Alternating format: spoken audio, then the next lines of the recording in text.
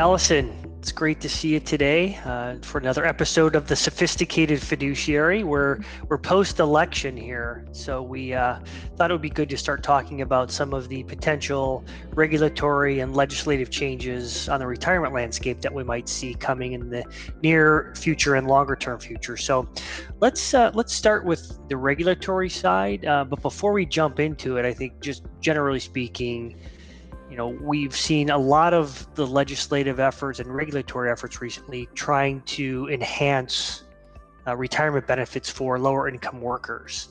Can you just give us a few comments on that first to start out?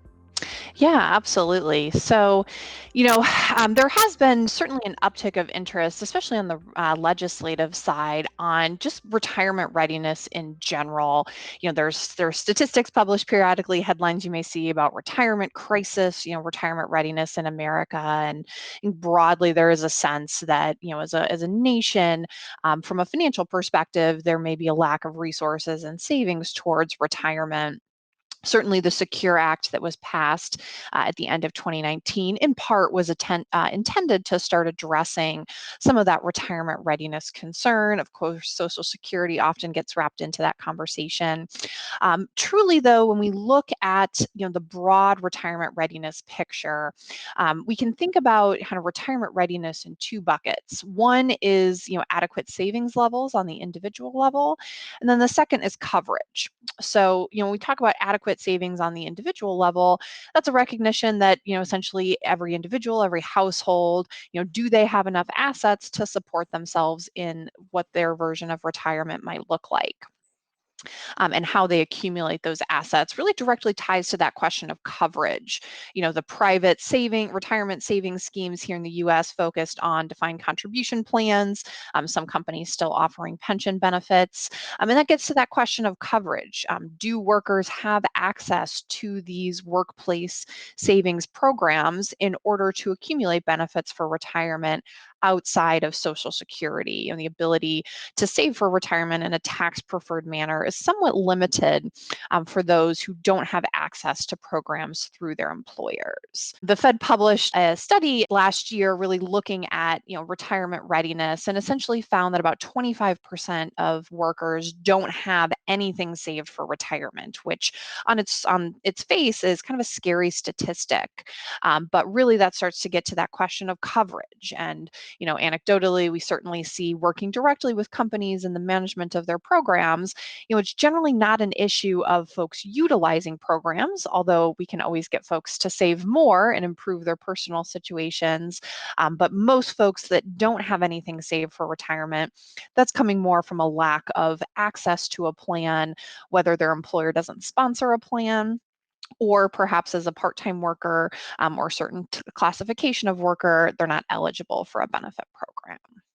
Yeah, and maybe I think looking at our client base, for as long as I can remember, we've been discussing auto-enrollment and auto-escalate, and we've seen significant increases and improvements in retirement readiness for workers in these programs. Is that an accurate statement? Absolutely. The accumulation phase, that savings phase, arguably has really been solved for. We see time and again when employees are automatically enrolled into a plan at a healthy savings rate, 5-6+%, defaulted to a target date fund or an asset allocation product that's going to solve for the investment element, enrolled in an annual increase program that's going to get them to a 10% or higher savings rate, plus a company match. An employee that comes into a program like that and saves in that program throughout their career, for most income levels, especially lower income workers, those features are going to get them what they need to save for retirement and then some. And it's actually higher income workers that struggle in programs like that because they simply hit income limits and can't save enough in those types of programs to replace the income they're targeting. So it's great to see in a lot of the legislative proposals, especially, that there's a lot of support for those types of features and a lot of thought around how do we encourage companies to expand and further adopt some of these auto features, given the success we've seen in supporting savings through those programs. Right. So hopefully we won't see any major changes to those types of features in these programs, because they have done what they've been designed to do. And to your point earlier, it's about coverage.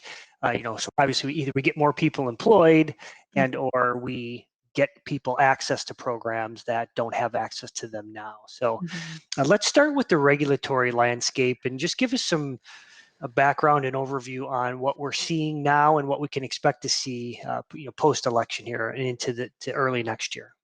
Sure. So, I would say between now and Inauguration Day, in kind of a lame duck administration, we actually should expect some activity. It looks like the Department of Labor is poised to potentially try and publish a couple more regulations, potentially some things related to cybersecurity, missing participants, also high on the agenda.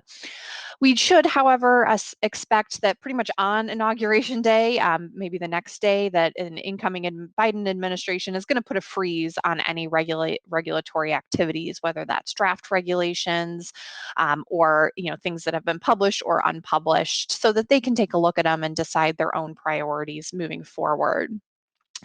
So even though we may get some things published from the outgoing Trump administration, probably at this point not going to see much, if anything else, finalized.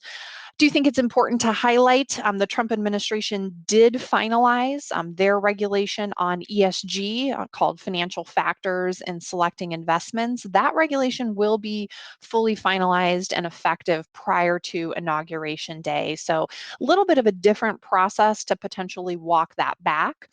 But we should expect that that will potentially be pretty high on the incoming Biden administration's agenda in finding a way to soften up that regulation. Again, a little bit less straightforward since that's already been finalized. But some of the priorities we think for a new Biden administration will be pretty similar to what the current administration is working on. And cybersecurity is a huge concern for fiduciaries right now. Not just the idea of a cybersecurity breach or a data-related issue, but just a real lack of guidance on what is a fiduciary's responsibility. To what extent is an employee's information or data considered an asset of the plan under ERISA? And so some guidance for fiduciaries on what they should be considering, potentially some safe harbors to help protect fiduciaries if they abide by certain principles, would be really welcome in the industry. And we understand there's work being done there now, and that's something that we hope to see the incoming Biden administration continue. In terms of ESG, just going back to that, what are the key sticking points that you think will be walked back or discussed post inauguration? Sure. So, the recent regulation, which essentially says that when selecting investments for defined contribution plans, fiduciaries should be focused only on pecuniary factors. Financial factors was the word used in the original draft regulation. That was softened a little bit, but not focused on any secondary type objectives like environmental, social, or governance criteria. This regulation was really perceived at kind of restricting ESG within plans. That is I'll say a avenue that is more of interest on the Republican side of the aisle. The Democratic side of the aisle is almost, not necessarily of a position to want to encourage that environmental social governance approach, but a lot more open to it. So any way that they can walk that back. There's actually been a bill proposed, not a regulatory initiative, but a legislative initiative that would actually require ESG in plans. So the complete opposite direction there. So a little bit remains to be seen what could be done on the regulatory side, or even what needs to be done. We actually think this regulation provides fiduciaries who want to offer ESG investments with a more clear path to do so. So from our perspective, we're comfortable with the regulation. We don't see it as a high priority, but it is certainly a hot topic in Washington. And then in terms of cybersecurity, what are the big concerns that a fiduciary would have today, given the lack of sort of clarity on where this might head? Sure. So I think we have to acknowledge, practically speaking, the overwhelming majority of plan sponsors are partnering with a third party to execute the administration of the plan, hold plan assets, process transactions. And inherently, contracting with that organization and relying on their cybersecurity protocols. So there's a lot of questions about, what is a fiduciary's duty to review those protocols, to assess their efficacy, or to what extent can that responsibility be fully outsourced to a service provider? I think there's a baseline understanding that there is some responsibility there in selecting and monitoring service providers, but there's a little bit of gray area as to when that becomes a fiduciary decision, and is therefore subject to the higher fiduciary standards under ERISA versus a potentially lower level standard. Great, thanks for that. So any other regulatory items that are worth mentioning that might be on clients' minds right now? Missing participants is another area that has potential to be a little bit of a hot topic, higher priority. The Department of Labor certainly has been cracking down a bit on organizations and fiduciaries, keeping track of their participants. So maybe an area for some more guidance. There's been some commentary from the Department of Labor, but really not a formal regulation as far as what fiduciaries are responsible for with respect to tracking down participants, keeping their contact information updated. So that's an area that there's been a little bit of demand for some additional guidance, especially as it pertains to things like small balances and in a defined contribution plan where someone could, fundamentally not engage with the plan for quite a long time, recognizing some of the practical aspects that a sponsor may run into in maintaining their plan. Let's move on to the legislative side. There has been a lot of activity and a lot of bills sort of put forth over the last few years. Sort of recap where we are now and what's going on with the Senate and the House bills. Sure. So, ultimately, from an election perspective, really didn't change the landscape of the key players in retirement policy. And retirement policy is somewhat of a bipartisan focus right now. In the Senate, Rob Portman, the Republican senator from Ohio, is a leader. He partners with Cardin on the Democratic side and a lot of bipartisan proposals there. In the House, Richie Neal is Democrat from Massachusetts who leads the Ways and Means Committee. He's a leader on the retirement policy side and works really closely with Kevin Brady for their bipartisan legislation. So even though we still have some questions about control of the Senate, it's really not clear how that will or won't influence the potential for legislative action. We hadn't had a retirement-focused bill in many years until the Secure Act was passed at the end of 2019. That was kind of hailed as a retirement overhaul bill, although practically speaking, a lot of those changes were really on the margin. But there's still a lot of regulatory pressure and really two kind of key bills sitting out there right now that have a lot of similar themes and concepts across them that have some bipartisan support. It is nice to see, given what we've gone through in the last 4 years, that at least some elements of our government are working Sure. together. Absolutely, and perhaps that speaks to the potential of these bills actually moving forward, even if we continue to have divided government. So, as we mentioned before, there's definitely a recognition from Congress that one of the biggest issues around retirement readiness is this coverage issue, getting more employees and workers to have access to plans. So, say the key focus on that front is on tax credits. There are tax credits available today to companies that don't sponsor plans in order to start up a plan, defray some of the administrative costs. There are credits, additional tax credits offered to companies who use automatic enrollment. So the new legislation is proposing to expand some of those tax credits, but perhaps most impactfully, adding a new tax credit for companies that start plans and offer company contributions to offset some of that contribution cost. So some efforts there towards really supporting companies in sponsoring plans to expand coverage. There's also proposals to expand the Savers tax credit. That's a tax credit largely that benefits low-income workers and helps offset some of the cost of their own deferrals to the plan. Another really interesting proposal that is in some of this legislation is a requirement that all new plans, new defined contribution plans, use automatic enrollment and automatic increase. That's definitely moving the needle That's not a required feature today. It's been encouraged through tax credits. There's no proposal to expand that requirement to existing plans. Fundamentally, current plans would be grandfathered in, but really demonstrating the view on the congressional side that auto features work in supporting retirement readiness. Have they offered any ideas around starting rates and caps on any of that stuff, or is it still too early? Still too early, but I think there's certainly a recognition that higher rates are beneficial, and I wouldn't be surprised to see some minimums included in those final proposals. Okay. So in terms of what might be a little different in these bills, highlight some of that.